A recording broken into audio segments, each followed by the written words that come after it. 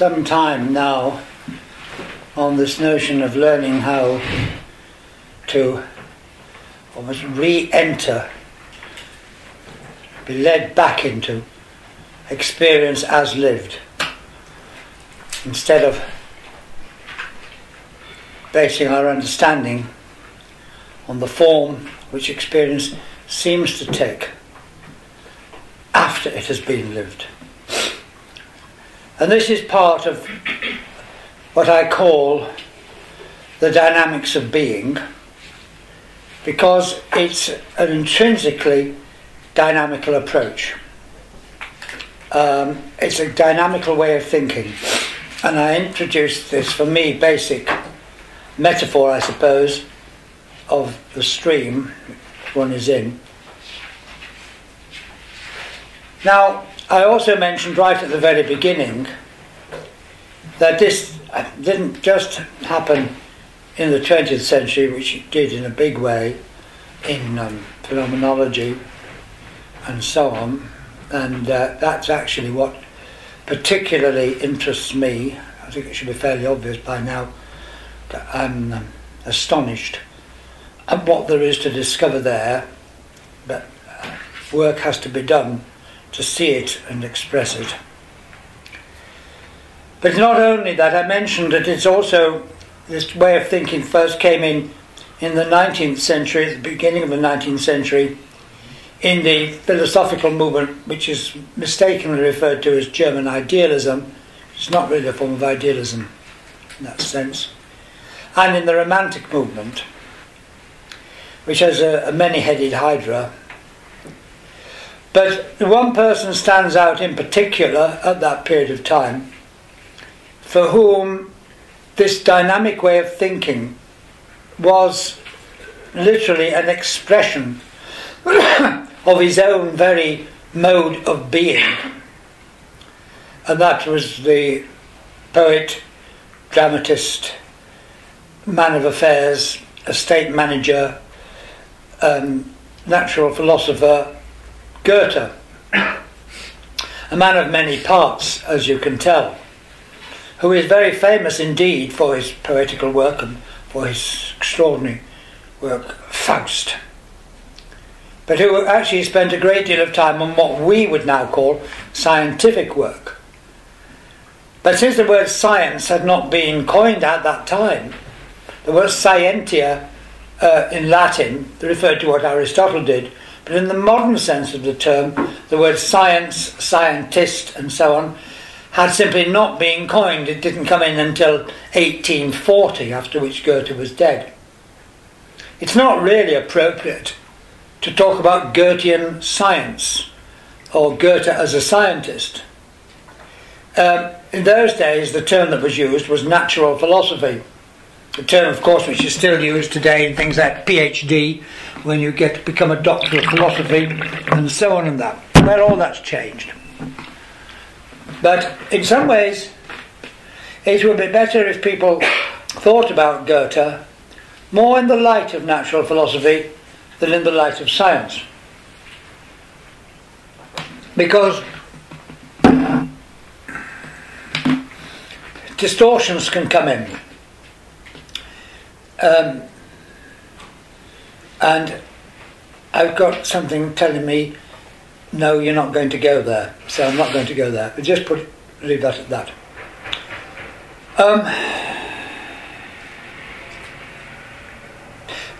I like to try to think of Goethe doing the work that Goethe did.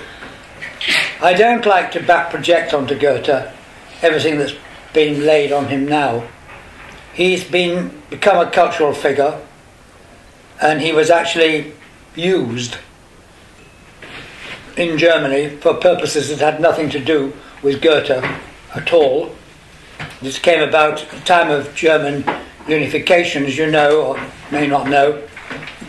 Germany didn't exist until 1870. It actually consisted of a very, very large number of tiny dukedoms and principalities. I think it was 300 and something, I'm not sure, it's extraordinary. Patchwork of dukedoms and principalities, all of which were self-governing. Gradually Prussia emerged as the big one. And that was the world in which Goethe lived. there wasn't any Germany when Goethe was alive. There were German-speaking peoples, and people would refer to the Germans were the people who spoke German. But there was no Germany as such until unification in 1871 under Bismarck and so on. Now when that happened, at that time, there was a division, a feeling in the new Germany between those who thought that Germany would become a modern country, industrialise, and follow the ways other countries had taken, well, particularly Britain, England. Britain. I don't know about the rest of them, England. Anyway, the would industrialise and so on, modernise in that sense. And there were those in Germany who really felt, no, we are something different from this. They have their own background, very different indeed. And there was quite a reaction about this. We want to go our own way. And Goethe got used here because in the work on colour, Goethe had disagreed with what Isaac Newton had said on colour. In fact, later on he realised that he hadn't understood what Newton said on colour. This is something that people forget to mention. Because we now know that all the textbooks available to Goethe at that time had misdescribed Newton. They got it wrong. Goethe did himself a tremendous amount of work on the history of colour and eventually came to understand that what he thought Newton had done, he'd never said he'd done. But anyway, that didn't count because most people don't go to that level of depth. But there arose this image of a controversy, Goethe versus Newton. And at the time of German unification, shortly afterwards, this got latched upon by those people who wanted to argue that there was a German culture which was different from the Anglo-Saxon culture, and they invented the term Anglo-Saxon, by the way. It's a German invention, a term to apply to the English particularly. They call them the Anglo-Saxons. There weren't any Anglo-Saxons. They invented that term, which has stuck. And they didn't want the French approach. They wanted to find a specifically German approach, but stick to the English thing. And they came up with this slogan, more Goethe, less Newton. It was a kind of slogan they had. More Goethe, less Newton. And they used this as a way of, one way you can find your own identity is by saying that I am not other. And that's what they did. We are not Anglo-Saxon, we are not French and so on. And they also invented the idea of Newton as a mechanical philosopher who broke everything down into bits and so on and that, which is very convenient for them because then they can say we are not that and our symbol is Goethe. And this then spread a great deal into German culture. And I'm not going to go further in this, but ramifications go right the way through today. And I've met many people in America, North America, who still spout this stuff effectively. And young people have been indoctrinated with it by various groups. And I mean, this is the sort of thing which would have had Goethe turning in his grave. Because as one person said to me once, who was German, you see, Henry, Goethe was a different kind of German. And that's the interesting thing, he was a German, pre-German German. And all that stuff there that he's been hijacked for is something that would horrify him. So I'm mentioning this, which I find extremely distasteful to do, and I don't like it. It's giving me a nasty flavour. But because there's so much of this stuff around. There's so much of the idea that Goethe is an alternative and has been hijacked by New Ageists and various spiritual groups and so on and that. We must follow Goethe and so on and that. But in fact, that's not the way to approach it necessarily. And I want you to know that I don't approach it in that way. You may meet other people who do. I incidentally have spent a great deal of time studying Newton. I'm one of the few people I know who actually does know something about Newton. Most people I know, most people I meet who are concerned with Goethe and so on, just slag Newton off. And the moment they open their mouths, they betray the fact that they know nothing about Newton at all. But they don't know that, of course. That's the bliss of ignorance, is to be asleep. So I want to make it clear that for me, I approach Goethe in a kind of pre-modern way. I'm trying to approach Goethe in almost a pre-Goethean way.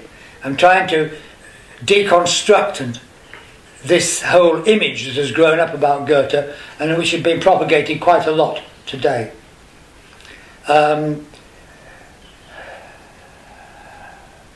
I don't know whether I need to say that or not, but I've said it anyway. The other thing is that people think because he was a poet and dramatist, Goethean science must be jolly nice.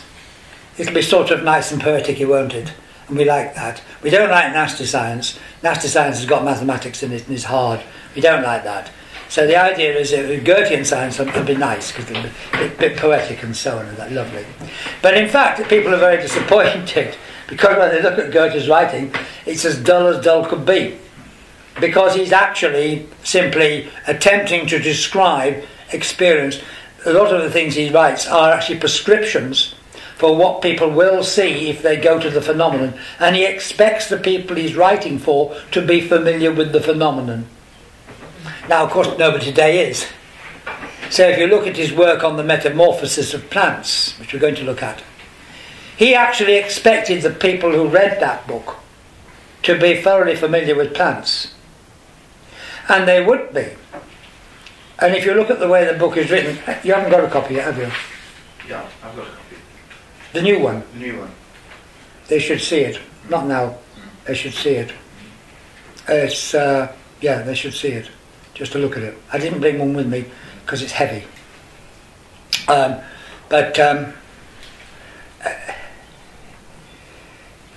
He expected the people he was writing for to be familiar with what he was writing about.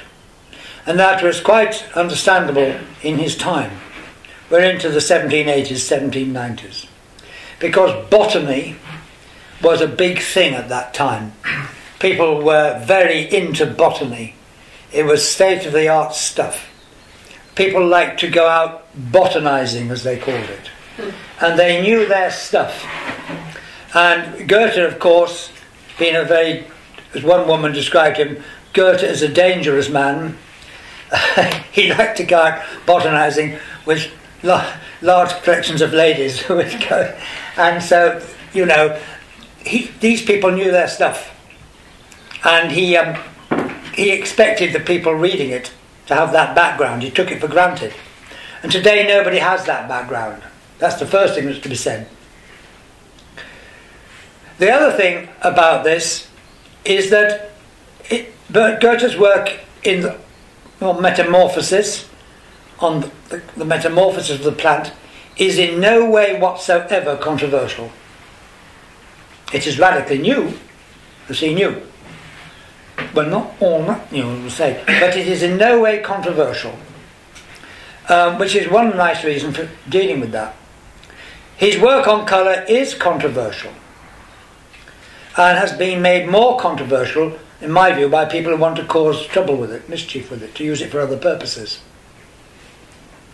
But actually, it's interesting. I'm going to a conference in Berlin next week at the Humboldt University. It goes on for several days, which is called, I've been so busy coming here and all the things, I've ignored this conference. It's called The Generalization of Newton's Experimentum Crucis. It's actually all about Goethe's work. They've now managed to actually construct physically the counter spectrum directly. And it's a conference of physicists and so on and that. And I was invited and I didn't answer. Didn't know that. But then they invited me again, so I did answer. My wife jumped in, she loves Berlin. Yes, let's go to Berlin. So we're going to Berlin, and for my sins, I'm actually introducing and reflecting on one of the sessions on the comparative methodology of Newton and Goethe, which I have completely forgotten about. So the moment I leave here and get back, I'm going to have to do a lot of rapid reading up to try to remember this. But the point I'm making here is that Goethe's work on colour is not finished yet. There's more to go, and I suspect that a new stage is about to open up. I am hopeful that this new stage will be done by responsible people, scientifically or whatever, responsible people, not people who want to hijack it for other purposes. And this is why I'm interested in this conference, because at first I thought, oh, I don't think I'll bother to go there, they're all the usual suspects there. And then when I saw the programme, I thought, well, it can't just be the usual suspects, because there's some real stuff here, and some of these people are real physicists, so it can't be all that bad. So I decided I would go on that basis, otherwise I wouldn't have gone. But I think it's going to be very interesting, and I think it's going to be possible to actually liberate Goethe's work on colour from all the nonsense that has accumulated around it and so on and that, and then it can become perhaps really treated scientifically. This won't come from New Age people. It'll come from really responsible scientific people and others who will do this work. That's where it will come. So I'm actually hopeful that this is going to be signs of this, and that's what I'm interested in going there for, because what he did on colour is really very remarkable. But it needs to be brought into I would call a proper kind of perspective. Now, because of this controversy that's been made a great deal of about Goethe versus Newton, people imagine that everything Goethe did, we'll say scientifically, is controversial, and it is not. But they approach it as if it were. In the case of Plants, you see, and people have approached him as if he were a dilettante in his own day, as if he shouldn't have done this. He was a poet. What business has he got pretending to do scientific work? Why is Goethe taking himself so seriously? He took himself seriously in his science. What on earth is he talking about? He's a poet and dramatist. He's not a scientist. But he has said, it is often said, that he thought that actually, when it came to poetry, he was fairly good and as good as others, but he thought that his scientific work was his greatest achievement. And that one day... Also, somebody said that Goethe's work wouldn't be understood for 150 years. Something, I'm not sure. Anyway, never mind. The work on... So many people, when they approach the work on plants, for example, because of this reputation, they think that that must be controversial too. It is highly non-controversial. It has turned out that Goethe has been justified, what he did about the plant, has been justified in every detail by modern research in embryology and genetics. And the only reason people don't talk about this is because they don't know much about Goethe, but some do. And I was at a conference on creative evolution in 2005 at Goldsmiths College. A lot of people there, big conference. I didn't know it was so big. It's just what I wouldn't do, because I was giving a talk and I was horrified. I turn up in this hotel where we're staying, and who turns up and walks into the bar next to me? Brian Goodwin. Neither of us knew we were both talking at this conference. And anyway,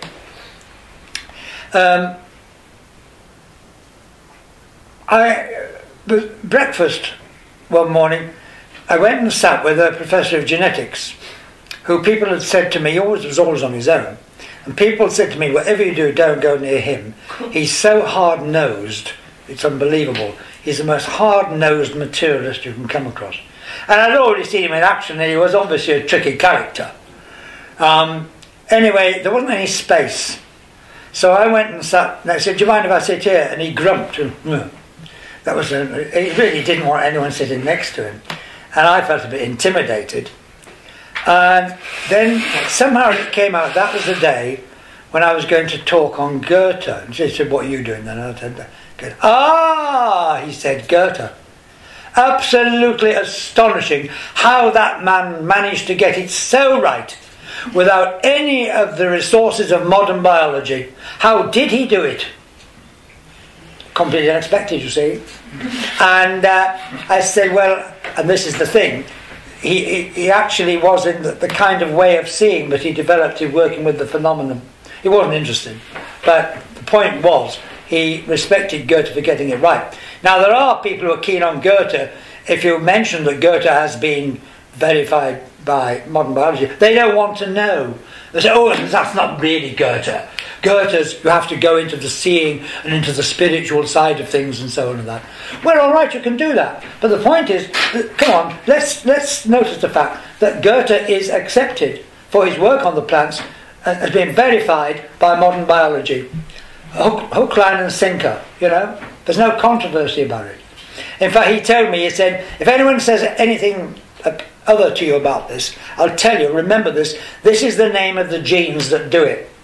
So he said, he got the name of the genes there and tell me, he said, just say that to anyone who disagrees, just tell them that. And that's the business. And of course, the Goethenists would say, yes, isn't that typical? That's just genetic reductionism. They've reduced Goethe to genetics. Well, yes, but at the same time, the door is open.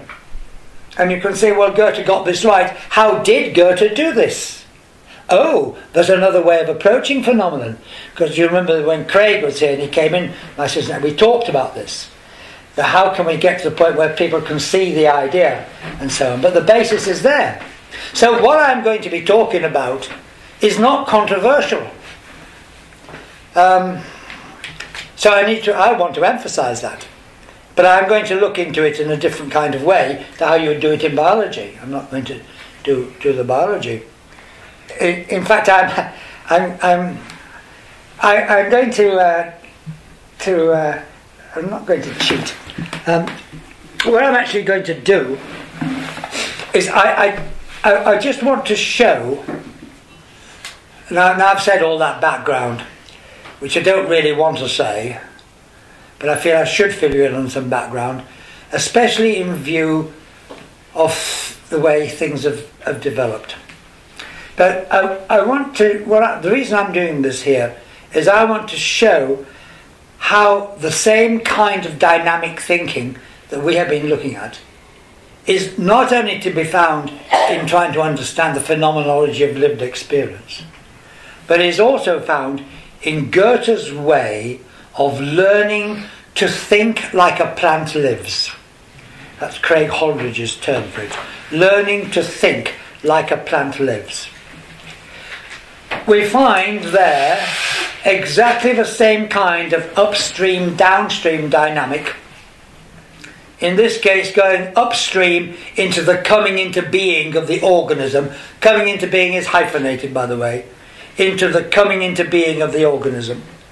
Instead of beginning downstream with the organism in its finished state. So what we're doing now is we're going from lived experience to the living organism. In this case, the living plant. That's the step we're making. This will bring us to an organic way of seeing. It's an organic way of seeing the one and the many.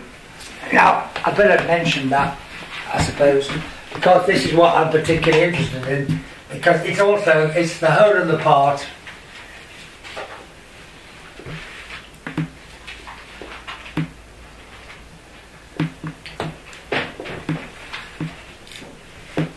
And the one and the many.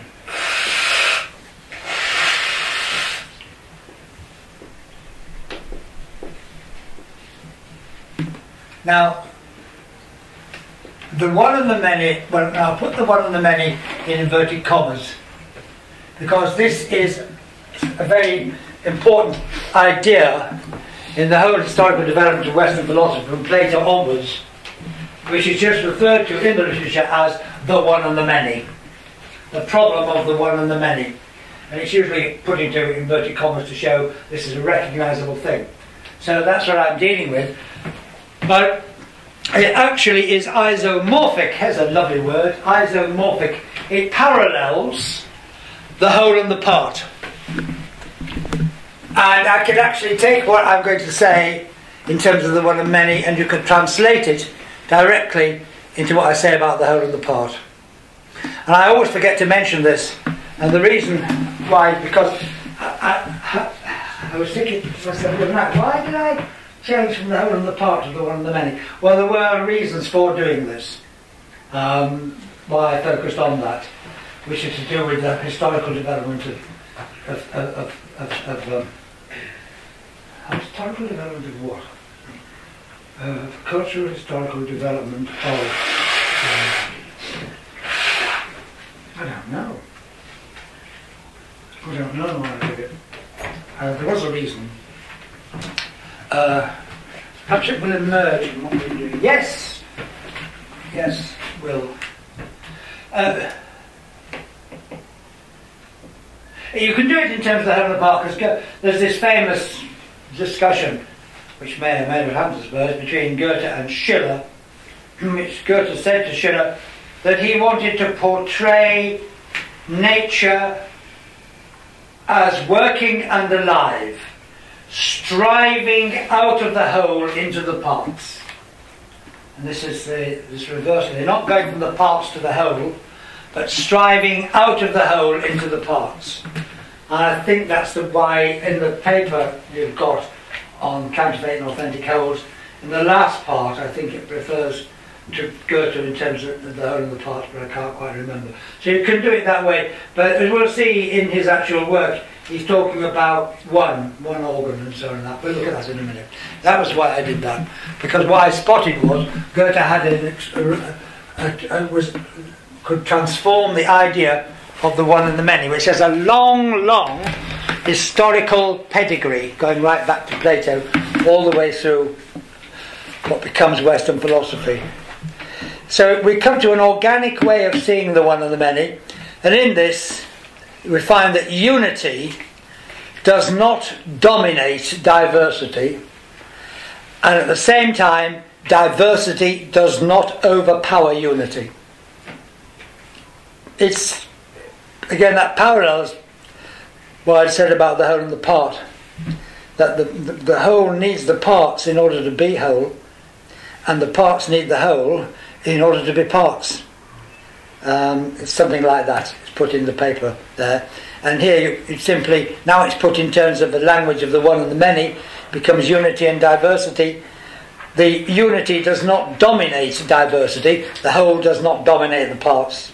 At the same time, diversity does not overpower unity, the parts do not overpower the whole, so we try to see the whole as if it was made up of parts in terms of parts. So there's a direct one-to-one correspondence between these two ways of talking, and you can shift from one to the other as you wish. I need to bring that out because I don't think I brought it out before. That's because I was so focused on something. And also this whole question of unity and diversity, you see, has other significances. We talk about unity and diversity in cultural life and so on and that. So these ideas about the transformed idea of the one and the many could also be important in the cultural sphere as well. In fact, if I get time, I will try to indicate briefly how the transformation of the one and the many is also to be found in understanding the meaning of a text in hermeneutics. And I've done a lot of work on that, and I'll try to indicate that, but I may not have time.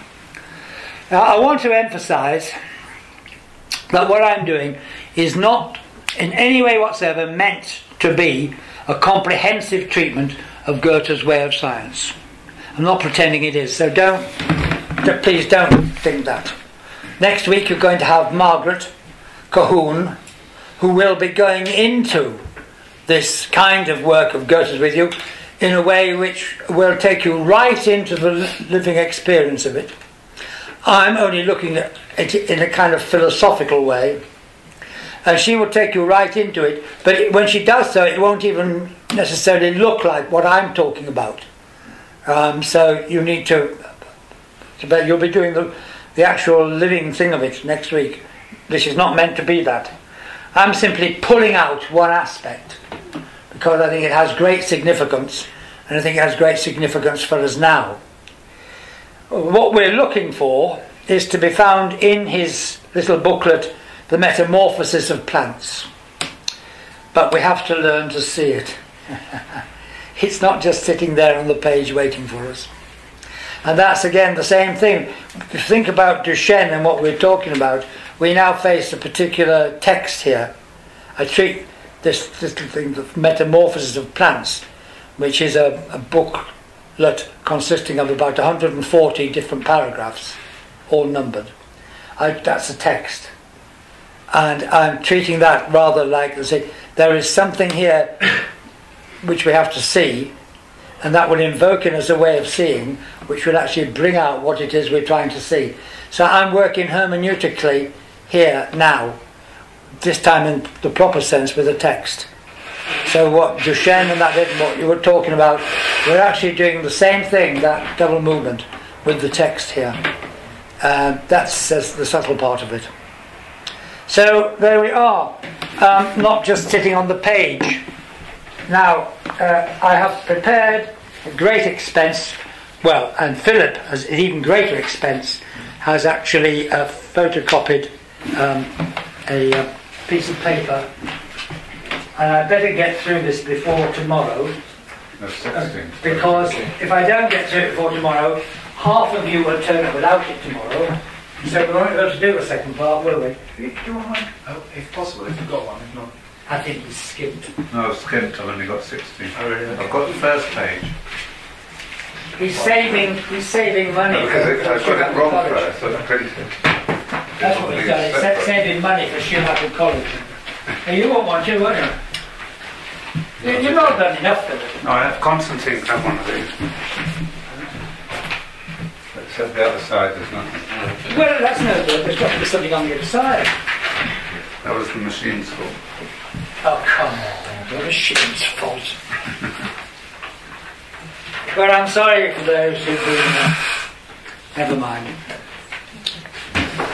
The book, as I said, what will happen is Stefan will bring the book, and then you can see it. The new edition, which has just come out from MIT Press, is a miracle, because the original book is pretty boring. It's just actually these numbered paragraphs, and of course he refers to lots of plants and so on. They have no idea what they look like. In his own day they knew, but today nobody has a clue. But someone has now, a man called Miller, has put Goethe's text together with photographs of the plants, beautifully done. But what he's done is that also the text has been arranged so the photographs occur in the book at the place where Goethe refers to that plant. And it must have cost a fortune to produce, and you can buy it for £15, 20 euros, whatever it is. It's nothing. It's £15, 20 euros, so that's all right. European reading. Yeah. No. Okay. You can. When you see the book, you'll be astonished at how they could keep the price down. You would have expected it to be £50 or £60. But you really need to look at that book, because that's what I'm talking about. I'll say one other thing. This is something that people who are keen on Goethe omit to mention, as they do also with his work on colour, and they omit to mention the fact that he made a detailed study of the history of science and so on and all of that. But he was an exceptionally well-read man, and as people did at that time, when he was interested in something, he read up whatever he could find on it. So when it came to colour, because people wouldn't consider his work, because they said you shouldn't be doing this, because Goethe's done it all, he actually responded by doing a very thorough investigation of the whole history of colour from Aristotle onwards, and especially with the Renaissance painters. So he knew a huge amount about this. Well, it was the same with plants. He did not only all this observational work, but he actually had done a huge amount of research work. So he knew what people had said. And there are things to see in Goethe about the metamorphosis of the organs, which he brings out and bases this whole thing on, really brings out, which are already there in other people. And there's a man, an Englishman who you certainly knew of, called Rowland Hill, who had actually published on this before Goethe. Now he certainly knew about that, but of course when Goethe did it, he did it in a way which brought various things out more. I'm not saying that Goethe was a plagiarist. Well, it doesn't. That's not what I'm saying. People today always think that sort of thing. When people are working on something, they become part of a whole contexture of meaning, which is historical, cultural, and so on, which is to do with that which they're concerned with. There's no such thing as an isolated individual, even though there may look to be an isolated individual. That person is being in the world, is already embedded in things. And so Goethe, some of the things that Goethe did, he certainly drew on from other people. And as always, what happens is those people then disappear from history. So he was a very well-read man. So now let us begin. Now, I have to go a bit slow with this, I suppose. He begins this book, 1790 apparently, with the observation that, here we are, this is the first thing.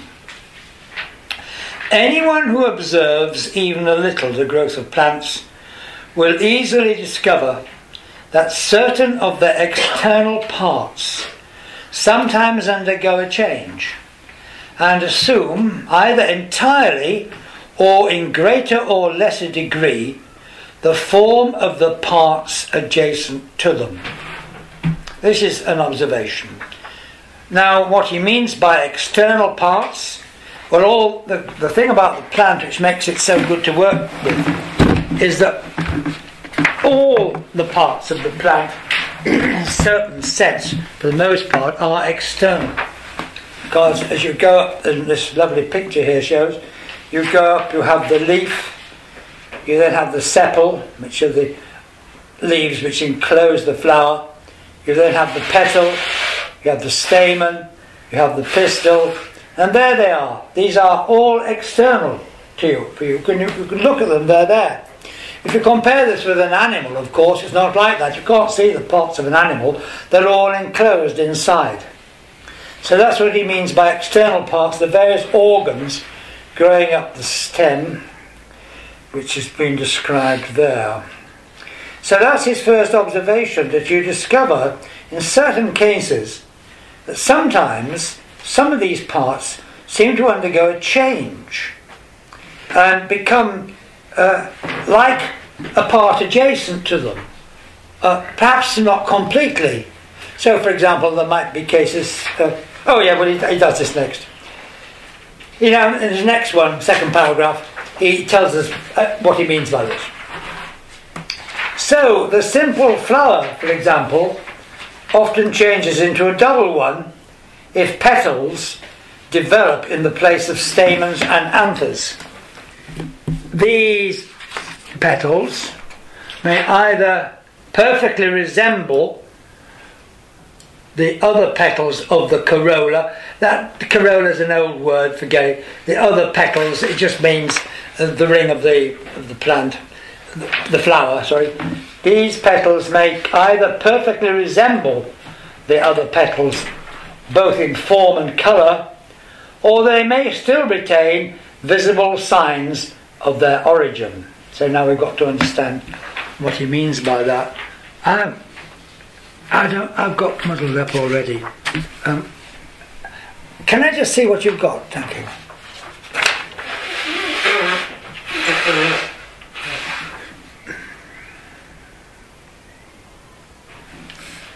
I just meant to make sure that we're singing from the same hymn sheet.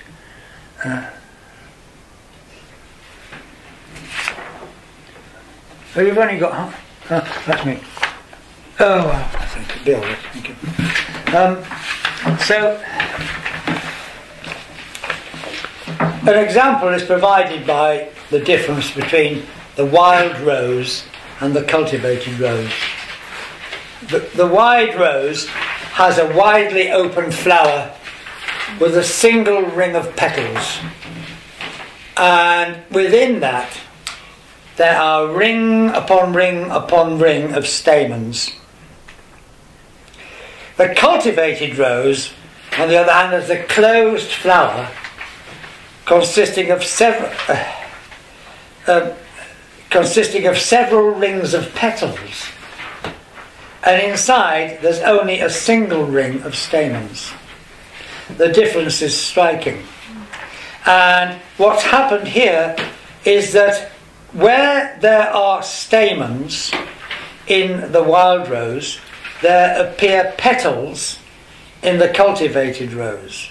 So this is an example of what he says, that the parts might undergo a change and assume either entirely or in greater or lesser degree the form of the parts adjacent to them. So here, where there should be stamens, petals appear.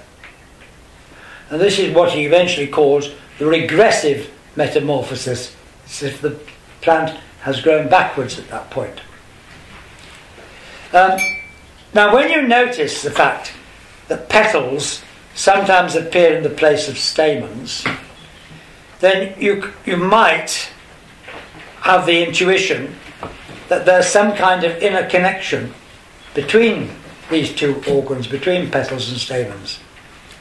So organs which at first appear to be quite distinct and separate, as this organ and as that organ, now begin to seem as if in some way they might belong together.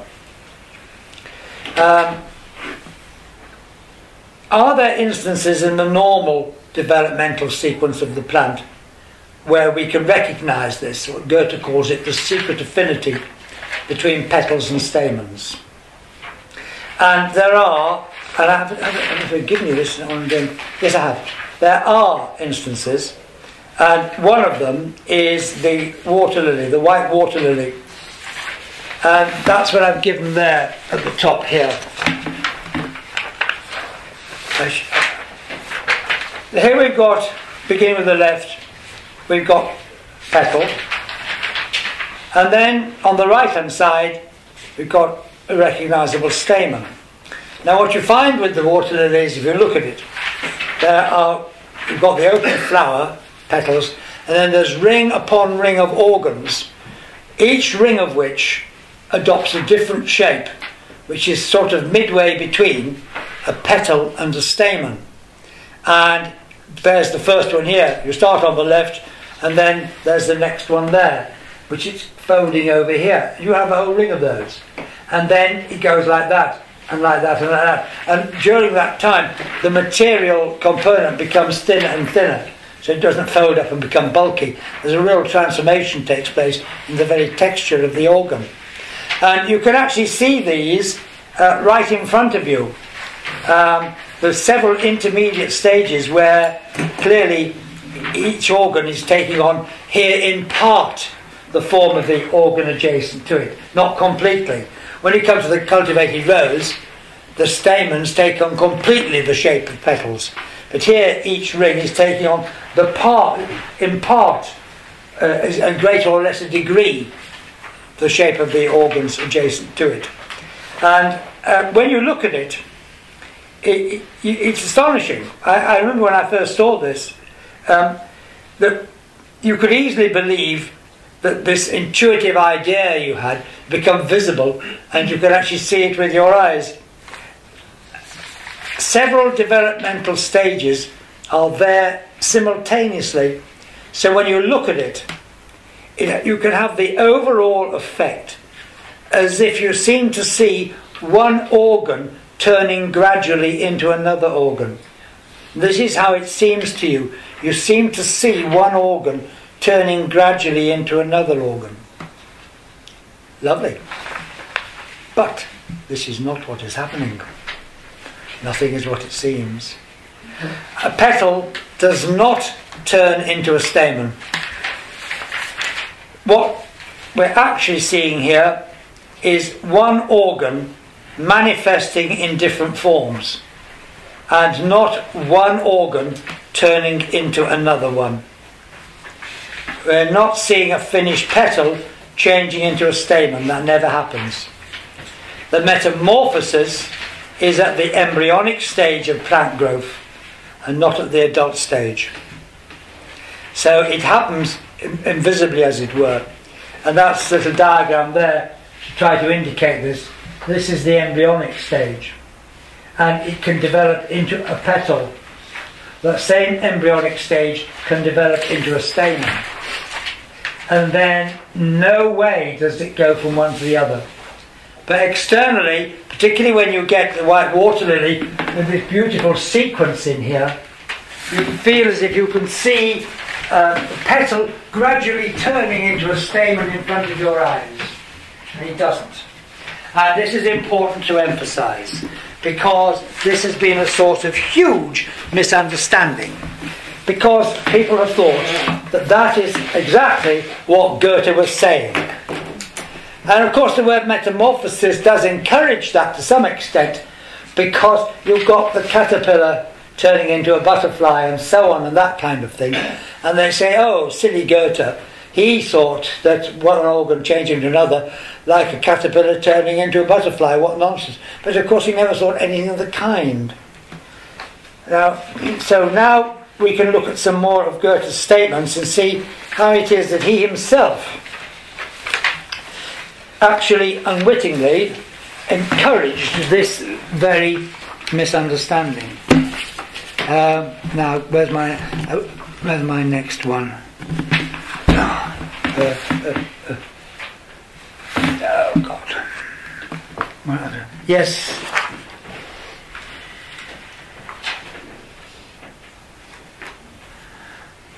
I've got completely muddled up with my pages again. Anyways, I'm not in the same sequence as you are. I am now. Now Goethe expresses this. We're now on to paragraph 3. Thank goodness we only go to paragraph 4. If we see that in this way it is possible for the plant to grow a he doesn't refer to the white water lily here. He's gone back now. I put that in there. He's gone back to the difference between the cultivated rose and the wild rose. If we see that in this way it is possible for the plant to make a retrograde step and reverse the order of growth, we shall become all the more aware of the normal course of nature, and shall learn to understand those laws of transformation by which she produces one part out of another and creates the most varied forms by the modification of one single organ. Now you can see here how Goethe doesn't exactly help himself. We shall see those by which nature produces one part out of another. Now that is exactly what nature does not do. So that's the first thing we notice is the misunderstanding. That would lead us to think that a stamen is produced out of a petal at the adult stage, instead of in the embryonic growth form of the organ. But he then goes on immediately to say, nature creates the most varied forms by the modification of one single organ. And that expresses the idea very clearly, although at the moment I've said that, I realise that also could be misread. All the organs appended to the stem of the plant are to be seen in this way. So in the next paragraph he considers not just adjacent organs like petals and stamens, but all the organs as modifications of one single organ. So here we go to paragraph 4. The secret affinity between the various parts of the plants, such as leaves, sepals, petals and stamens, which are developed one after the other and as it were one out of the other, has long been recognised in a general way by naturalists. See, that's very interesting. He's actually saying there, and this is not new. See, everyone attributes this to Goethe. There are people, I won't tell you who they are, who like to think that Goethe is like not ground zero, but Goethe is the switch between BC and AD. That things start with Goethe. And Goethe himself says, this has long been recognised in a general way by naturalists. He tells you. We can even give names to some of them that did. Indeed, much attention has been given to the study of it. before he got there, the process by which one and the same organ presents itself to us in manifold forms has been called the metamorphosis of plants. He doesn't say I'm calling it that. He says this is what this has been called. I don't know how it is that people can miss this. There's people who insist that Goethe was the great genius who did everything. Everything comes with Goethe out of a clear blue sky, so far as they're concerned. And it doesn't, and he tells you it doesn't. It's translated from the German one, isn't it? Yes. He wrote in German. Yes. So maybe no, there isn't. In the original. No, there isn't. No, there isn't. He tells you quite clearly this. There's not that kind of problem. It really isn't. He tells you quite clearly that he's joining in work that's being done and seeing it in his way, and he brings out something fantastic. And of course what he does, and this is how it works, he makes this book available for ordinary people to read. So that's where it starts for people. That's why it becomes BC AD, because you can start with Goethe and ignore everything that went before but led up to that. And his contribution is enormous, in fact, the way he brings it all together. But he makes it clear that, in fact, other people he's drawn on. But anyway, the process by which one and the same organ presents itself to us in manifold forms has been called the metamorphosis of plants. Now, in this paragraph again, the first thing we notice is the suggestion that the successive organs are developed one out of the other, which is wrong, misleading. In fact, he doesn't mean to say this, and he's now beginning to get the idea, because look, he modifies it and puts, and as it were, one out of the other. He puts in an as it were. Before, he might have said one out of the other, but now he's beginning to realise, well, as it were, not quite that, as it were. And that's a rather important little modification, because it shows that the way he's thinking is actually developed here. And then immediately after this, there comes the clear statement that metamorphosis is the process by which one and the same organ presents itself to us in manifold forms, manifests, appears to us. We're back to appearance again, in manifold forms. And that is completely different from the idea of one organ turning into another one. That's the point you have to get.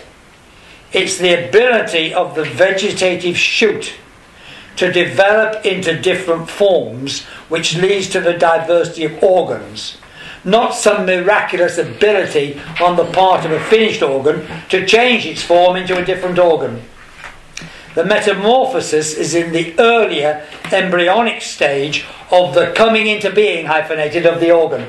So the metamorphosis is, guess where it is? It's upstream, in the coming into being. It's not downstream in the finished organ. You see, already here in these few paragraphs, we're taken into the dynamic way of thinking of the plant, where we have to go upstream into the coming into being. That's where we find the metamorphosis. But everybody looks for the metamorphosis downstream in the finished organs. And Goethe encourages them to do that by the way in which he writes, until he finally gets it right. So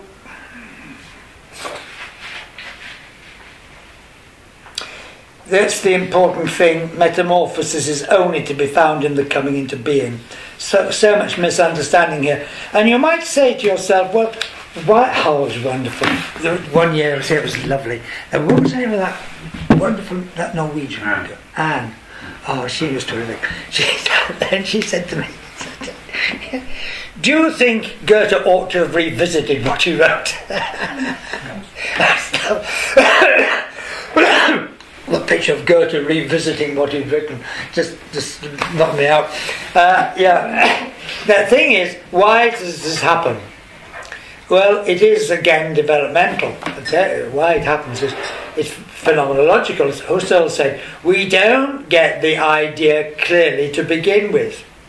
We do see it, and it is real, but we see it in a distorted kind of way. It's as if there's something, and we only get it partly. Eventually, working with things get corrected, and then we come to the optimal view. But we don't start with the optimal view, though we might like to think we do, but we don't. So what happens when people try to express a new idea or a new way of thinking is they often express it in a way which carries with it a kind of encrustation of wrong ideas or old ideas from which this is trying to break forth. It's like the old ideas or the other way of thinking. It's like a kind of matrix out of which the new idea is born. But when the new idea is born, it drags with it incrustations from the old, which only eventually fall away completely. So the new stands forth as what it really is.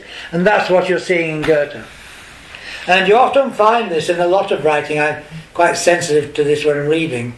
You find that a new idea begins to emerge, and the person expresses it, and you think, yes, he's got it. Oh, and the second part of a sentence, he gets it wrong and goes back to the old idea. And sometimes you get it where it starts off the first part of a sentence is the old idea, and then bang, the second part of a sentence is the new idea, which is what you get here. And then he's got it, there it is. So in a way, Goethe's writing here, it reflects the process of coming to see the meaning, the idea clearly. It's phenomenological. This is why, again, this is also, you get to this by paying close attention to what's happening and paying close attention to the movement of the thinking. And also trying to take Goethe in his intention and not in his expression. So this is what we get to here, and you will be as relieved as I am to know that I'm stopping here today because I've reached the perfect place to be. Have I got to the end of your sheets? Yes. No, This paragraph number 100. Yes, well, we needn't worry about that. Okay. We won't worry about paragraph 120. I'll mention that later. I remember. Yeah. So tomorrow. So that I've got to exactly the perfect stopping place today. It's just all, as you will realise, I've got to this perfect stopping place because this has been very carefully arranged, carefully thought out course to reach this point, this time. This isn't a question, but when you mentioned that the new carries kind of incrustations of the old. Yeah. That reminds me of evolution and how we still have an appendix and that we kind of, even though it's a constant, things are in constant flux, a lot of times things get dragged along from the previous incarnation that are gradually falling away. Yeah, I think that's a very good example. Yeah. There are a lot of things in the bodies which one doctor described to me when I found myself in hospital all of a sudden as one of God's Friday afternoon jobs, as he put it. There's quite a lot of that kind of thing in the body, God's Friday afternoon jobs. You'd be surprised at, and of course that's the great thing about this also, is that people who are creationists and say everything created by God, then you say, well, why did God make such a botched job of it? Because if God had done it, it would have been perfect, and it isn't. There's all sorts of things in nature that simply don't work properly. As I know. Yes. Henry. That's me. Did Goethe get this idea of this transformation of this organ from direct observation or from his intuition? Because I expect he wasn't able actually to track the meristem, is it? No, he couldn't do it now, it's his intuition. Yeah. But also he was well aware of what other people were thinking. So within that context of the milieu of botanical work at the time, he investigates the plants in this way and begins to see more clearly what is happening here. and gives it expression. Well, no, he couldn't investigate. Couldn't have done. No. So that's why I did use the word intuition. I said we may have the intuition. I never liked the way I put that, by the way. I don't like it. But I can't see any other way of putting it.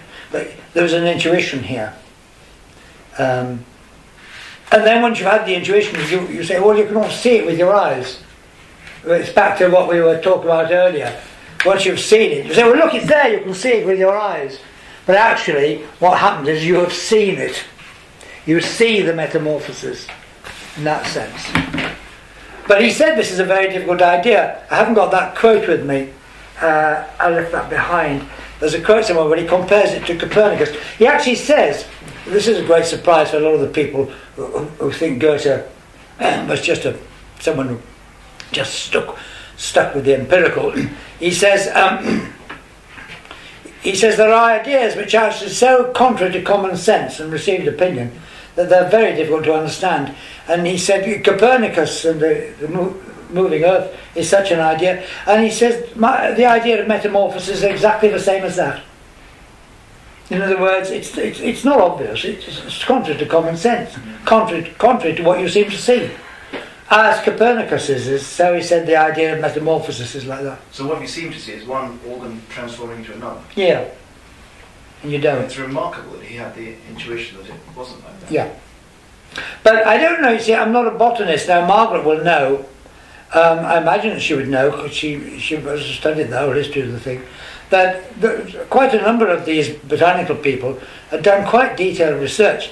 I mean, for example, after all, don't forget, people had been using microscopes since the 1660s, isn't it? And I mean, the early stuff with microscopes that they saw was tremendous. So there's no reason why they shouldn't have investigated all sorts of macroscopic parts of the plant. I suspect they did. Again, the Goethenists don't like you mentioned this. No, this is very bad. Goethe did everything without instruments. Beside German accent there, because they're usually German who say this. And, you know, yeah, but it's true that his way of seeing does not depend on the use of instruments. And that doesn't mean that Goethe didn't work with instruments. In fact, there's a man called Rudolf Magnus who wrote a biography of Goethe about 1910. And he went to Goethe's house in Weimar, and he was shattered by it. He actually thought that Goethe wasn't a serious scientist. And when he went to Goethe's house, he was shattered by what he saw. The huge range of scientific instruments that Goethe had, all of which have gone. You go to Goethe's house now, it's empty. And he said then he realised that Goethe really was a scientist. But the kind of people who are Goethenists, they don't want to know that. And if you mention it, they say, oh yes, but that does not count. It is what he got from direct experience, you see. But, you know, he was more comprehensive. He wasn't so, you know... But it is the direct experience and the development of this intuitive perception. Yes, that is how it's done. But he also was well aware of all the other work done with microscopes and did some himself. But one's not allowed to say that. But see, this is back to the dogma, consensus and so on and all that. Was his work accepted by his peers within his lifetime? Well, the colour work certainly wasn't. It was completely rejected, which is a source of great distress to him. I do not know what happened to the botanical work. I don't know. Yeah. Certainly his whole idea of metamorphosis, or as he expressed it in that way, did actually have a kind of influence. And it's pretty clear from various work that's been done that Darwin was very much more influenced by the Germans than the English have allowed for. But Darwin's notebooks are full of things that never get mentioned in England. So I think there was a general influence. But to what extent people took notice of the very specific work on botany, I don't know. Goethe died about 1850, I think, didn't he? No, about 1830. So his how if the person visited his house in 1910 had been kept for 80 years in a particular state, it's really odd that it's almost like it's must have thought that it was kept in that state for such a long time. It must have been quite a either through neglect or through respect that it hadn't been interfered with. Well, it's difficult for us to understand what a great cultural icon Goethe is in Germany. I mean, he's to Germany what Shakespeare is here. Except that, I mean, there are a lot of Germans that can't stand Goethe, and the reason is because of the way in which he was used politically later on. But yeah, I mean, I went to the house where the year the wall came down. We went straight to what had been East Berlin, or down around East Germany. And Goethe's house was very disappointing because it's virtually empty, except some large plaster casts, Greek plaster casts, which he kept, ugly things. And my thing was, there was an East German guard there, and a woman, one of those women that you see in sort of James Bond film or something. And there was a thing in the ceiling, and of course Jackie starts off, and she says, "That's the hidden camera, they're photographing us." And I said, "No, come on." And she says, "Yeah," because this woman kept looking at us all the time. But they were trained to do that. And then she said, "You know, that's a hidden camera." So I went up to this woman and I said, "Oh, I'll find out." So, because sometimes my wife says things and she makes these things up and she believes them. So the only way to do is to go and get the facts to see that this isn't true. So I went and said this, and this woman stood there and she said, "Come, it is not permitted to tell you." So now I looked, I thought, it's a fire extinguisher, that's what it is. So I said to her, "It's a fire extinguisher, isn't it?" And she said, "I cannot tell you that." I mean, it's absolutely, I'm not making this up. You saw the Stasi mentality. I mean, it was, you know, yeah. So there we are. So there was nothing in Goethe's house except these huge plaster heads of Romans. Awful things, cluttering the place up terribly. And there was a tiny bed upstairs, almost like a kind of cot.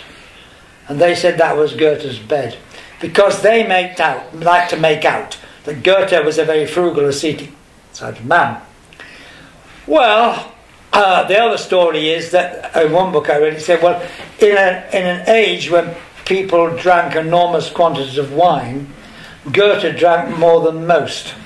And there came a point in his life when he had to water the wine because it was having such an effect on him. And he wrote letters saying how much better he felt now he put water in his wine. Now he was married when his wife had died. I mean, this very narrow bed, he might have been in that when he was a very old man, but he certainly wasn't in that when he was younger. So whether that was a real thing or not, I don't know. You can't tell. But all the stuff that had been in there, all these instruments and so on, the whole lot's gone. We've got to go. You'll be glad to know.